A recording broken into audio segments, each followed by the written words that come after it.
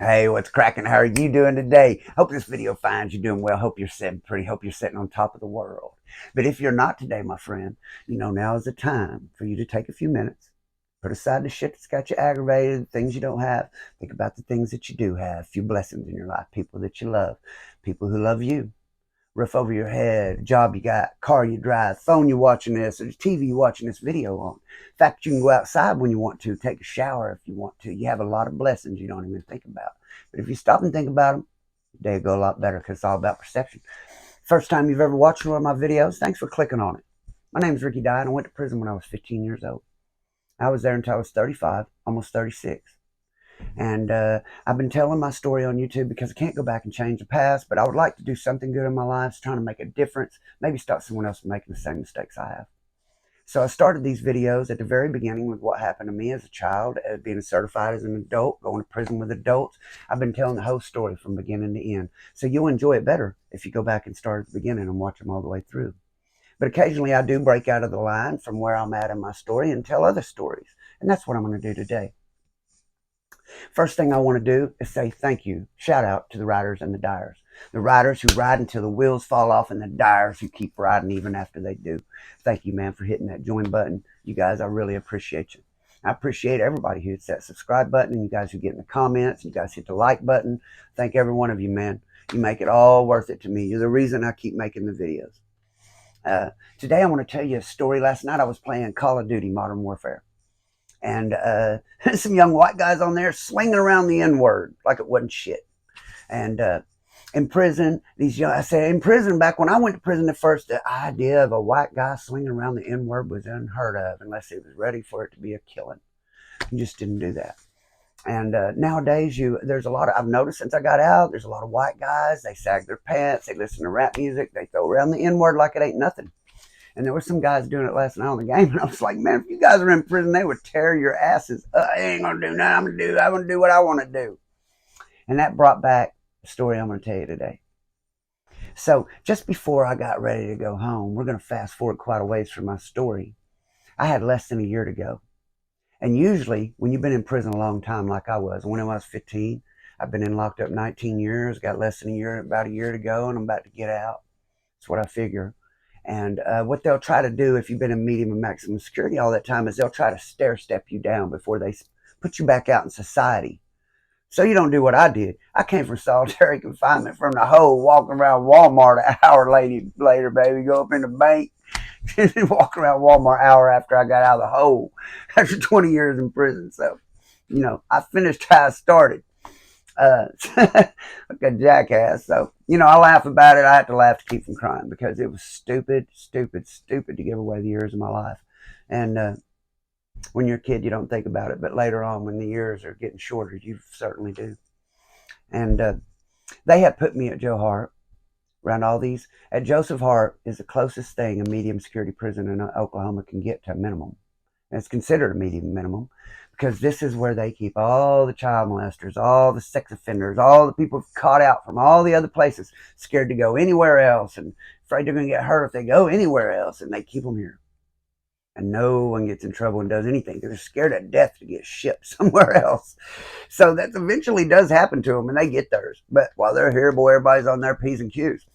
And they put me here. And for years, I have not been able to see my mom. She's so far away at most places. Like at Granite, it's 3.5 hour drive for her. My mom's not in good health, and the trip for her back, she just couldn't handle the car, drive it for 7 hours a day. And someone would have to bring her. But I was at Joseph Hart, and it was so close she could get in the car and drive and visit me by herself. She'd come see me every week by herself. It's the first time in years I got to see my mother that way. And I thought I was about to get to go home. And the first thing they told me when they put me there is if you touch one of these people, if you even threaten one of these people, we are shipping you. This is your one chance to try to integrate back down instead of the bad places we keep putting you. And then all of a sudden, I haven't gotten no trouble. 4 or 5 months goes by. I've got no trouble. Out of nowhere, they come wake me up with boxes. We've been watching the last few days. There was a riot at Granite. They got the whole yard locked down. What they do when that happens is they go in, they get everyone who was involved, who they think might be involved, who they think might do something if they let the yard off lockdown, ship them all over the place. Ship them all different prisons throughout the state. The biggest guys, the ones they figure shot caller, and ship them out of state. Put them in McAllister, maximum security. But to do that, they have to fill those beds up from people from other places. So they come wake me up in the morning with boxes and tell me, you're shipping. I said, shipping? Shipping where? I ain't got that long to go before I go home. What do you mean? You're going to Granite. I said, what do you mean I'm going to Granite? There's been a riot over there. People got killed. What do you mean? It's like, yeah, you're an undesirable inmate here. So because of my past and all the trouble I've been in and all the things I've done and beating people, child molesters up and things, and now I'm here around them, and they decide I'm undesirable on the yard. So they just lock me up, send me to Granite where there just been a riot and a killing. It's so bad when you get to Granite, people are so afraid to go there.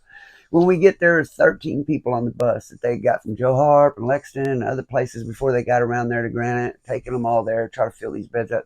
We get there, there's 13 of us, and they take us downstairs in the captain's office, ask us, who's going to go to the yard? Honestly, who's going to go to the yard and who wants to catch out? Only me and one black dude named Little Hop went to the yard. Everyone else caught out. All 11 of them. 11 out of 13 caught straight out, went to lock up, PC, to go somewhere else, scared to even go out on the yard. Here come me and Little Hop walk across the yard to Delta Unit carrying our mattresses. It looked like some shit off TV, man. Them buildings are old. They look like they belong in a prison movie. There's bars across the window, and there's people in all the windows looking out trying to see who we are coming. As soon as I walked through there, I mean, there's just everybody in the day room. There's 18 cells in there, and it seemed like all 36 people was at the damn window, sitting on trash cans, looking through the bars, trying to see who we are. I walk in. Of course, people know me. I've been locked up for almost 20 years.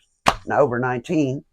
It's one of my brothers named Brian, one of my buddies. I don't call him a brother. I call everybody brother. I just use that word. But one of my partners, hey, come here, Ricky. I'm golly, we're glad to see you, brother.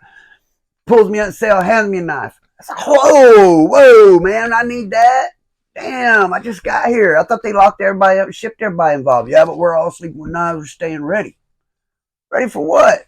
Shit, I don't have to keep it on me, do I? Well, it's laying right there on the edge of the bunk if you need it, brother. Shit, man. Make matters worse, when you're at Granite, whichever Aryan in the day room, whoever's the UAB, Universal Aryan Brotherhood, whichever one has been in the Brotherhood the longest, he runs that day room. It's just how it is. He's got seniority. He's the one that decides whenever you come in there, if you're white, he decides which guys come down there and check your paperwork. If you've got to go, he decides who whoops your ass, who sends you up out of there. He's the one that calls the shot. Well, we didn't have no UABs in our day room. So the guy that's running that unit, my partner around front, I was 17, he was 18, before there even was a Brotherhood. Now, he joined it early on. He's a high-ranking dude, and he's running this whole unit.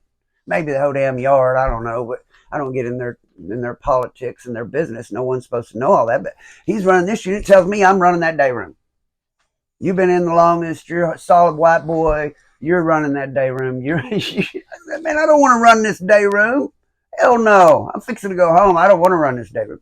You got to run the day room. Who else going to do it? Benji, Stewie, and these guys. Benji, he's a good white boy, but he ain't been in too long. Stewie ain't very far from what we call law. He's all right. He ain't going to tell on nobody, but he ain't no fighter neither, man. And he's trying to fit in, but he just ain't a very cool guy. You know what I mean? But he ain't going to tell on nobody. He pays his bills. He keeps his word. Let him stay around. But because he's a pretty good sized guy, and Benji's trying to prospect for the Brotherhood. He wants to be a brother, and he's pretty good size, and he's a good white boy, and he'll handle his. He just ain't been in but less than a year, and it's got to be 5 years in before you can do that behind the fences. So he's trying to show he's about something, though. So Benji's always ready to go check some paperwork and do the fighting. But in comes this guy, sagging, white guy, early 20s. He's sagging, and he's got the pimp stride. Shit. He grew up around black. He hangs his pictures up in his cell. He's got black family members. His old lady's black. He grew up in an all black school. And like these guys on the game, you know what I'm saying? He hung around blacks. In prison, this ain't my word for them. In prison, the whites and the blacks call them wiggers. That's the word for them. I'm not the one that gave them the word. It ain't my word. That's the word that they use. The whites and the blacks use that word for guys like him. Okay, kind of in the middle. A white guy that acts like he's black. Everybody calls him that. It's not my word. Remember, don't get pissed off at me, man. I see people unsubscribing on the gay video. I guess they were gay and got pissed off about what I said. These aren't my words, man. Remember, I'm telling you what prison's like. I'm not telling, I don't make the rules for prison. I just survive the shit. I'm just telling you what they say in the place, man. If you want me to keep it real, I'm going to keep it real. If you want me to sugarcoat it, I'll quit telling you the damn truth. Start making up shit like these other clowns. I just can't do that. I'm going to keep it real. I'm going to quit doing it. You feel me? So I'm going to tell you what they say. I hope you don't get offended. If you unsubscribe, you obviously haven't watched all the videos to get to know how I am. Because, man, I just keep it real with you, man. So this guy decides, because his family's black, whatever, he's going to do what he wants to do. This is a real racist place, real racial place at the time, because two black guys just got killed by these Indians. I mean, no, that happens right after this. A white guy just got stabbed up. He didn't die, but he almost died, and a bunch of blacks and whites have been injured. It's on the news. The black guys haven't got killed yet, but that's how serious this place is. So they're going to run him off automatically because he's acting black, and they figure that if a racial riot starts and there's if there's 10 black cells and 10 white cells, but this white guy's going to ride with the black guys, then it makes us the white guys outnumbered. Okay, so normally, guy around front, Aaron, he gives me that to help y'all run him off. I pick the guys, run him off. But come to find out, his uncle is a high-ranking Aryan, UAB. His uncle is one of the first guys in it. He's high-ranking. He's put in his work. Solid white boy. Everybody loves him. This is a nephew. So not going to run him off. Let him stay. You got to tell him, here's the rules, and you cannot break these rules. Even though your family's black, even though you feel the way you do, and you're not racist, and that's all fine. You should hang out with the brothers in the day room. In the day room, blacks and whites play dominoes together. Blacks and whites play poker together. Even work out together sometimes. You know what I'm saying? It ain't shit. In the day room, everyone is cool. But if it pops off in a place like this, whites get with the whites, blacks get with the blacks, Indians and Mexicans click up. That's what it is. Usually the ones in the big groups, that ain't the people that get hurt. Groups don't usually attack each other most of the time. It's the outliers, the people trying not to get involved, that the groups attack to make examples of. That's usually what happens. The guys say, I don't want to get in the middle of it. And they're the ones that get hurt because they're not in the middle of it. Stupid asses, do better. Get in your own group, man. That's what you should do. No matter what color you are, get in your own group, man. Safety in numbers, always, no matter where you are in the world, no matter what time period in the world. Safety in numbers, number one rule of humanity. It's how we conquer the damn earth. So stick with your group if it comes to that. Doesn't mean you hate all white people if you're black, or that you hate all black people if you're white. You have to survive the place. I'm trying to explain these things to him. You can't go and sit in a cell with them, though. Whites can't sit in a cell with blacks. Blacks can't sit in a cell with whites. You can't do that. Can't hang out in the cell with each other for some stupid reason. I don't know who makes these rules. That's just rules, man. So none of the rules is if you're white, you can't get a black guy tattoo on you. If you're black, you can't get a white guy tattoo on you. Can't share needles if you both use drugs in your different races. You can't have sex with other races. It's just the rules of granted when it's a racial place. You got to sit on your own side of chow hall with the whites if you're white, black if you're black. If you're white, you try to sit over the blacks just because you're like this guy. So when it comes chow time, even though he's been told, he tries to go over and sit with his black partner in chow hall. Immediately, the blacks come over and tell him to get up and move. Blacks won't let him sit over there. So now when he comes to try to sit over the whites, now the Aryan's pissed off to try to sit with blacks after telling him not to. They won't let him sit on the white side either. So now when he goes to chow, he has to go get his tray and go stand over where you put the trays up. He just has to stand there and eat his food and put his tray. I know he can't sit down. I'm not allowed to sit down on either side because he says he's going to do what he wants to do. But so he's starting to find out he can't. But now he decides, no matter what anybody says, he's going to have this black dude put a tattoo on him. So he goes, sits in the cell with him for several hours, gets a tattoo put on him. As soon as the Aryan finds around out front, my partner, as soon as he finds out, oh my God, he is mad. He wants me to take Stewie and Benji in there and beat him up. And I say, man, look here, man. His uncle is one of my best friends. I can't see him later and tell him I beat his nephew up. I'm fixing to go home, man. I told you I didn't want to run this. Oh, you're not going to handle your business? After all this time you put in, you say you're a convict, supposed to be a writer. I said, man, you know what I am, man. You know who I am, man. Oh, that's how you got to finish how you start, brother. You don't say you're now. You get close to going home. You want your nuts drew up. Like, no, man. I like him just like I like you, man. I wouldn't beat your nephew up. Well, send Benji in there on him. He said, dude, I don't think Benji can whoop him. I don't think Benji can whoop him. Send Stewie. I said, damn, Stewie sure can't whoop him, man. I said, we can't send two of them in there on him. That ain't right. It's got to be one-on-one. I'm probably the only one who can whoop him. Well, if you don't go in there and whoop him in the morning, I'm stabbing him. Then me and you will deal with it after. I said, like, dude, come on with that shit, man. You know I'm not going to back down from anybody. Me and you are supposed to be friends. You're going to make me stab that motherfucker because you won't handle your business. You better take care of her. I'll show you in the morning how to take care of it. So now the deal is I can either go over and fight this guy, or in the morning Mackey's going to stab him. And he's serious. Mackey cut a dude's throat in front of the captain's office when he was like 19 years old. Mackey will really come over there and stab him in the morning. When he says he will do it in the morning, he's going to do it. Prove it. So now I sit down myself thinking, man, I'm fixing to go home. I got to go there and fight this dude. I don't even care what he did. I don't care if he got that tattoo. I don't give a shit. I've been trying to talk to him, telling him don't do this shit, man. Tell him I understand how you feel. I'm not racist either. I got black friends here, but dude, we're in a very racist place. You cannot go do those things. They done told you, man, hang out in the day room. Why did you go get the tattoo? Now I'm in a situation where I can either whoop your ass tonight, or in the morning he's going to stab you, dude. So I'm going to tell you what, dude, I'm just going to lump you up and this will be over. Stand up. We're going to fight. And I said, here's what's up though, dude. I don't want to do this. I said, I'm going to put some lumps on you. I'm telling you now. If you want to fight back, I expect it. I don't expect you to stand there and take it. Get your hands up. I said, but I'm going to tell you now, you hit me with a good one, I'm going to fucking hurt you. I'm mad, dude. I don't want to be in this situation. He already was told. He already has to stand up to eat. Now he's going to go do this shit. He's just basically just daring everybody, saying ain't nobody going to do shit to him.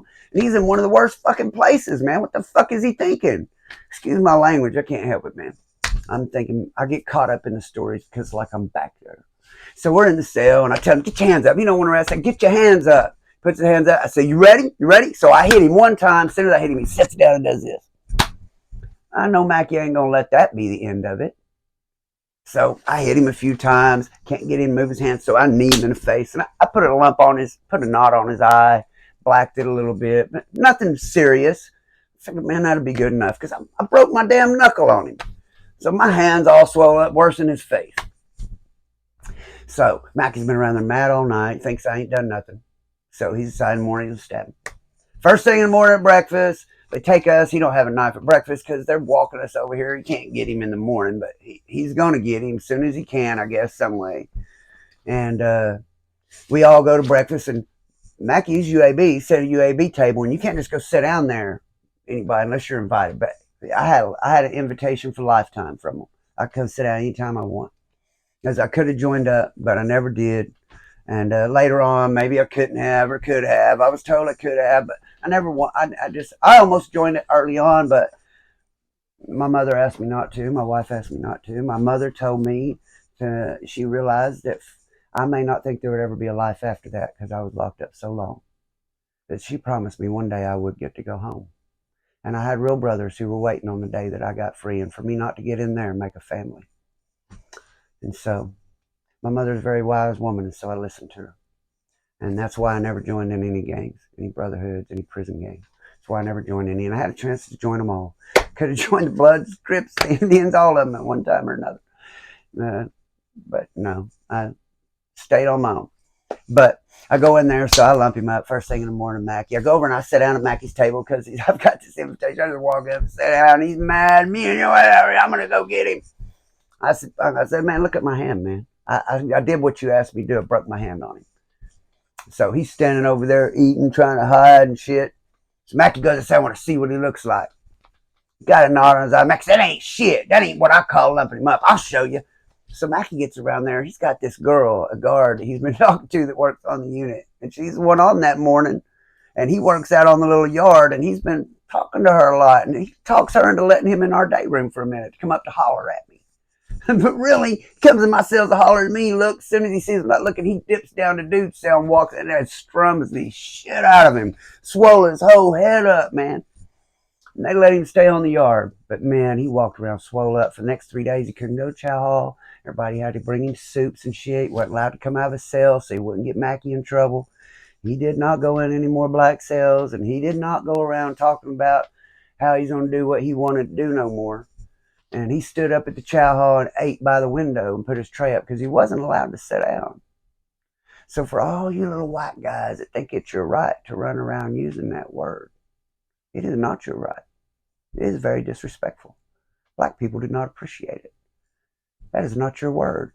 You should not try to use it because if you continue to, one day it may get your head swole up. Now, as always, my videos sometimes are entertaining, but they're never meant to make prison sound cool. I want to tell you there's nothing cool about giving away years of your life, years you could have spent with your family or made a living, put away money for when you get old. There's nothing cool about going to prison. Nothing cool about it. It doesn't make you tough because you survived something. So I hope that each and every one of you have a great day.